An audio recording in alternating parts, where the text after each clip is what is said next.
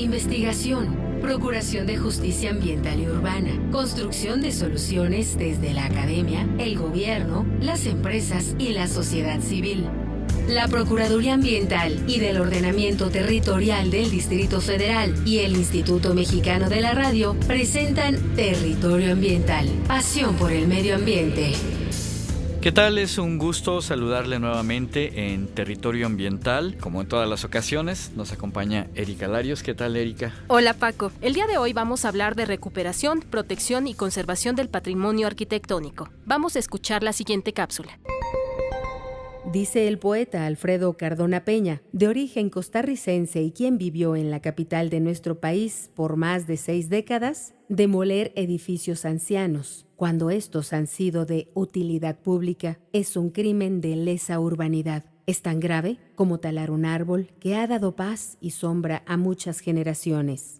Quedémonos a escuchar sobre la recuperación, protección y conservación del patrimonio arquitectónico de la Ciudad de los Palacios, la Ciudad de México. Pues el día de hoy nos da muchísimo gusto saludar a la arquitecta y cronista de la delegación Miguel Hidalgo. También es presidente de Fundark MX, o sea, Fomento Universal para la Difusión Arquitectónica de México AC. Está con nosotros María Bustamante Harfuch. ¿Qué tal? ¿Cómo estamos? Bien, muchísimas gracias por la invitación. Gracias, Paco, Erika. No, pues muchísimas gracias por estar por acá, María.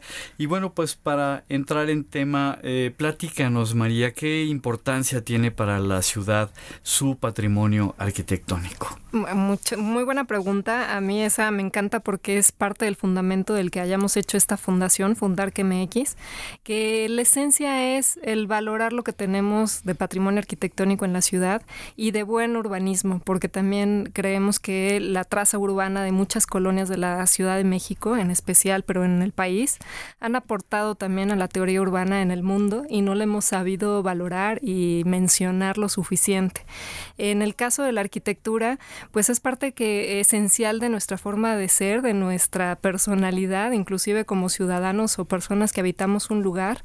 La arquitectura es en donde nos reconocemos. Más allá de otras cosas, de las personas que somos cambiantes y demás, los espacios, las calles, los edificios son los que nos dan identidad y los hace reconocer. Entonces, a mí me gusta mucho una frase de Jorge Luis Borges que él dice, la confianza que nos infunden los lugares conocidos. Y es el que sabemos, yo creo que a todos les ha pasado, ¿no? La colonia de la infancia o las calles de la escuela a la que íbamos en la infancia. Esta arquitectura es la que nos hace reconocernos, recordarnos en un espacio, recordar parte de lo que es nuestra esencia. Y para nosotros la arquitectura también es una frase muy bonita la que hace Octavio Paz, de decir que la arquitectura es el testigo insobornable de la historia. Y es que de verdad la arquitectura es lo que te cuenta mucho acerca de cada época, ¿no? Lo que se vivió, las ideologías, las situaciones políticas. Entonces para nosotros es muy importante revalorarlo y por eso creo que la pregunta que me haces, ¿qué importancia tiene el patrimonio arquitectónico de una ciudad? La tiene toda. Cada vez que vemos que se pierde una casa patrimonial, que se destruye, pues perdemos mucha esencia de lo que es nuestra historia. Todas estas casas Art Deco, por ejemplo, que el estilo Art Deco en México fue un estilo arquitectónico muy distinto, digamos, en muchos sentidos muy distinto al Art Deco que se dio en otros países en Norteamérica, por ejemplo, ¿no? Totalmente, inclusive, por ejemplo, los americanos, que ahorita los mencionas, que tienen mucho simbolismo, la arquitectura Deco en Miami, por ejemplo, todo este distrito Art Deco, exacto, que lo tienen muy bien cuidado, hicieron toda una fundación también para proteger que no se demoliera, no se destruyera en esta gran zona frente al mar. Exacto. Y que sigan conservándolo con hoteles, ya reciclando estos edificios con nuevos hoteles, nuevos restaurantes, nuevos usos, pero conservando su esencia Art Deco. Y ellos mismos dicen mucho, nosotros tenemos como la zona, el distrito más grande de arquitectura Art Deco en el mundo, junta, reunida. Sin embargo, en México hay ejemplos más significativos de buena arquitectura Deco en ejemplos aislados. derribados y que Preciosos podemos ver hoy por en ejemplo. Tacubaya, estos edificios de Juan Segura hermosísimos, Sí, el Ermita o que es el una Conjunto belleza. Isabel, precioso.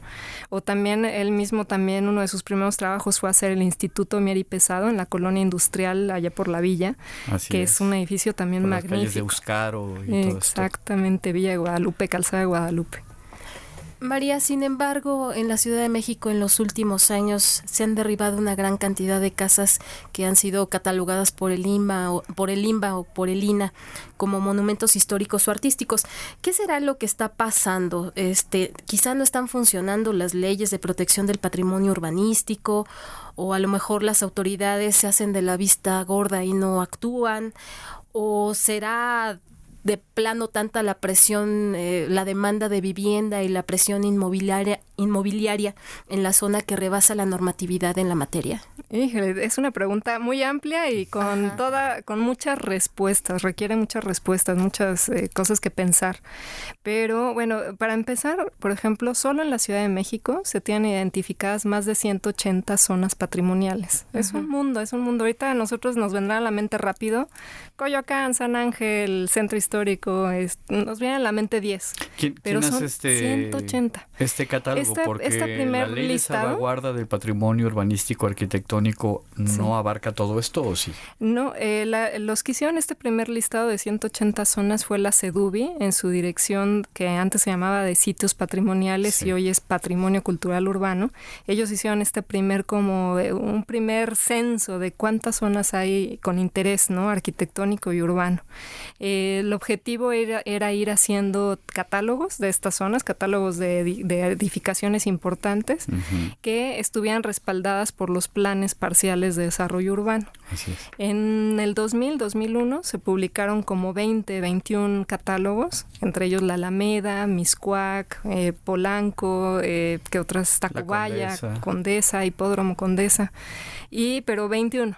Todavía falta muchísimo trabajo por hacer, ya no se le ha dado seguimiento, falta mucho por abordar, de catalogar, de definir, de nuevas leyes, porque sí, las leyes son las que están haciendo que casi es sabido que el que quiera demoler al final una casa, aunque esté catalogada y patrimonial, casi es muy probable que lo pueda lograr. Siempre ganan los juicios. Sí, siempre ganan los juicios y eso tiene que cambiar, nuestra ley tiene que cambiar, pero sobre todo creo que va en una esencia de que no hay una conciencia homogénea entre todos los ciudadanos de valorar nuestro patrimonio y ahí empieza todo. Sí. Porque si no empezamos a valorar qué es lo que tenemos y lo defendemos y lo protegemos, pero todos como ciudadanos de saber qué es lo que vale de nuestra ciudad, pues vamos a seguirla perdiendo una a una, casa a casa, edificio tras edificio, porque no solo es el caso de casas, que pareciera lo más vulnerable. Sí. También edificios arquitectónicos de los 40, 50, 60 de gran calidad, así de las mejores del siglo XX, se están perdiendo por remodelaciones, renovaciones y lo deterioran por completo. Entonces, faltan muchas cosas, ¿no? También, imagínense abordar como institución, pues, toda una ciudad en donde puedan haber al mismo tiempo 1000 obras en acción, obras de restauración, de reciclaje, de demolición, de obra nueva, yo creo que no se pueden dar abasto. Ninguna de las instituciones actualmente se pueden dar abasto de la demanda de desarrollos urbanos que se están dando, como para poder responder a todo de manera eficiente. ¿Tú crees que es posible entonces pensar en una cultura de reciclaje de este tipo de edificios? Es decir, pues por la restauración y la reutilización, en lugar de que sean derribados por todo este crecimiento y esta presión inmobiliaria que vive actualmente la ciudad. Totalmente. Yo soy muy a favor del reciclaje y de la regeneración de las zonas ya preexistentes, revalorando lo que tiene de valioso, ¿no? Ahorita, por ejemplo, un caso muy drástico es el que se está viviendo en la zona de irrigación Granada y Anáhuac, junto a la zona de Polanco, Así en la es. delegación Miguel Hidalgo, de cómo toda esta zona de industrias, de fábricas también, pues de la época de oro de la Plantas de industrialización. automóviles había por ahí también. La Chrysler, la General Exacto. Motors, la Palmolive, el Vitro, todas esas empresas cerraron, demolieron por completo todo. Terrenos tanto de maquinarias, muchísimas- edificios de oficinas diseñados también por los grandes arquitectos de los 40, 50, con murales inclusive de Sí. Siqueiros, de Chávez Morado, todo se ha ido abajo. No se ha quedado ni ninguna estructura que nos recuerde esa historia industrial que es tan importante para nuestra ciudad y para Claro, nuestro país. claro. Nada que te lo recuerde, una placa que diga, de aquí se salía, eran una producción diaria de 2,000 automóviles y no sé, 30,000 refrigeradores, nada.